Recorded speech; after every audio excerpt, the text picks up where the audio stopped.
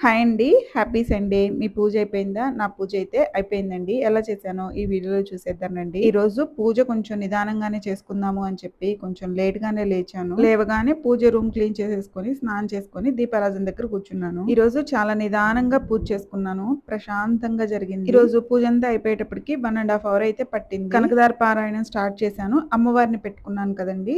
ఈరోజు అమ్మవారికి ఉద్వాసన అయితే చేస్తున్నాను. ప్రసాదాలు చేద్దాము అనుకున్నాను కానీ ఎందుకో ఓపిక లేనట్లు అనిపించింది. ఎక్కువసేపు పూజ గదిలోనే కూర్చొని పూజ చేసుకోవాలనిపించింది. అందుకే డ్రై ఫ్రూట్స్, పాలు, బెల్లం, కాయలు పెట్టేశాను. Last year only 21 days Kanakadhara పారాయణం చేసుకున్నాను. ఈ ఇయర్ కూడా 21 డేస్ పారాయణం చేస్తాను. 9 డేస్ అమ్మవారిని అయితే పెట్టుకున్నాను. ఈ 9 డేస్ లో నాకైతే కొన్ని బాధాకరమైన విషయాలు జరిగినాయి. కొన్ని మంచి విషయాలు జరిగినాయి. మా నాన్నగారు హాస్పిటల్లో అడ్మిట్ అయ్యారు.